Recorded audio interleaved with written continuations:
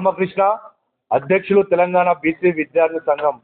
మరి ఈరోజు దేశం మొత్తం ఇక్కడ తెలంగాణ వైపు చూస్తున్నారు. ఎందుకంటే ఇక్కడ కులగణన చేపడతా ఉన్నారు. మరి ఏ విధంగా చేస్తున్నారు అని చెప్పి దేశంలో ఉన్న అన్ని పార్టీలు ఇక్కడ తెలంగాణ వైపు చూడడం జరిగింది. ఎందుకంటే ఇక్కడైనా బలమైన బీసీ ఉద్యమం ఆర్ కృష్ణ గారి నేతృత్వంలో ఇక్కడ వాడన గ్రామ స్థాయి నుంచి ఇక్కడ రాష్ట్ర స్థాయి వరకు అనేక ఉద్యమాల ఫలితంగా అన్ని రాజకీయ పార్టీలు బీసీల జపం చేస్తూ ఉన్నాయి. ఈరోజు రాష్ట్ర ప్రభుత్వం అనేక మార్లు, ఎందుకంటే రాష్ట్ర ప్రభుత్వం ఏర్పడక ముందు కామారెడ్డి డిక్లరేషన్ పెట్టి సిద్ధరామయ్య గారిని తీసుకొచ్చి రాష్ట్ర ప్రభుత్వం ఏర్పడిన వెంబటే మేము 42% రిజర్వేషన్లు కల్పిస్తాం అని చెప్పిన రాష్ట్ర ప్రభుత్వం, మరి ఇప్పుడు రాష్ట్ర ప్రభుత్వం ఏర్పడిన తర్వాత ఇప్పుడు బాదనగా కులగణన చేయబోతా ఉంటే మరి ఇది ఏ విధంగా చేస్తారు? దీనికి డెడికేటెడ్ కమిషన్ ఉండాలని చెప్పి ఆర్ కృష్ణ గారు హైకోర్టుకి వెళ్ళి మరి డెడికేటెడ్ కమిషన్ నియమించడం జరిగింది.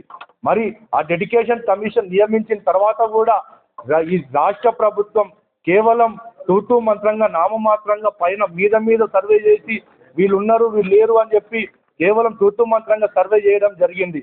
ఇది ఏ విధంగా చేస్తారు ఈ సర్వే?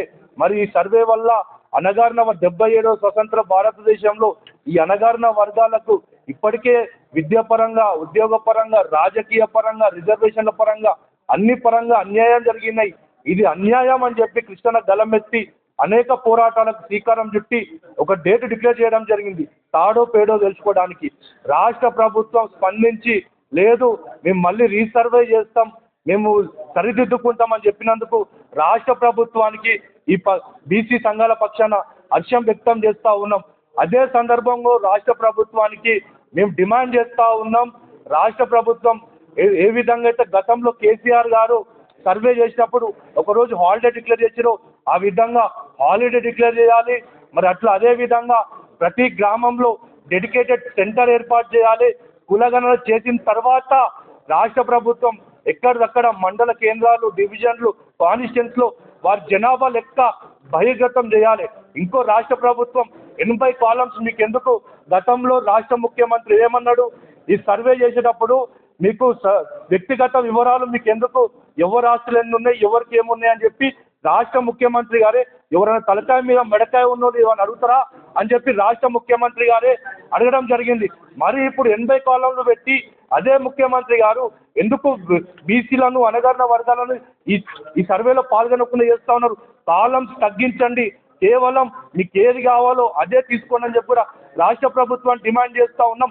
ఎందుకంటే తమిళనాడు 9th షెడ్యూల్లో పెట్టి ఏ విధంగా అయితే మనకు రిజర్వేషన్లు కల్పిస్తూ ఉన్నారో అదే విధంగా తెలంగాణలో కూడా ఎటువంటి అడ్డంకం రాకుండా ఇక్కడ కూడా రిజర్వేషన్లు కేటాయించాలి.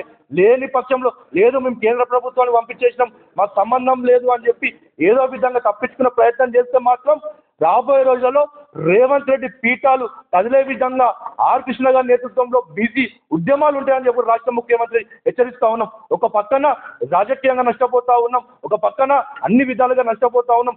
చదువుకుంటామంటే మాకు స్కాలర్షిప్లు ఇయ్యరు. ఇప్పుడు అకాడమిక్ ఇయర్ పూర్తవుతా ఉంది, కాలేజ్ యాజమాన్యాలు తేల్చి చెప్తా ఉన్నారు ఎవరైతే ఫీజు కట్టుతారో వాళ్ళకి మాత్రమే హాల్ టికెట్లు ఇస్తా అంటే విద్యార్థులు కిడ్నీలు అమ్ముకునే పరిస్థితి ఉంది, రక్తాలు అమ్ముకునే పరిస్థితి ఉంది, రోజువారీ కూళ్ళకు పోయే పరిస్థితి ఉంది. కాబట్టి రాష్ట్ర ప్రభుత్వం తక్షణమే స్పందించి మా విద్యార్థుల స్కాలర్షిప్ కూడా మంజూరు చేయాలి.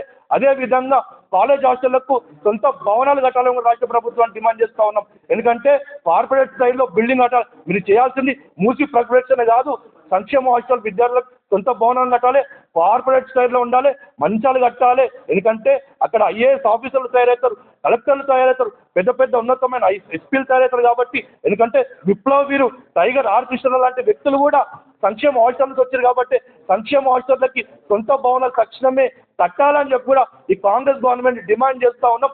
లేని పక్షంలో ఆర్ కృష్ణ గారి నేతృత్వంలో మరో తెలంగాణ ఉద్యమం ఏ విధంగా చేస్తామో అదే విధంగా విద్యార్థి ఉద్యమానికి శ్రీకారం చుడతామని కూడా రాష్ట్ర ప్రభుత్వానికి అల్టిమేటం జారీ చేస్తా ఉన్నాం.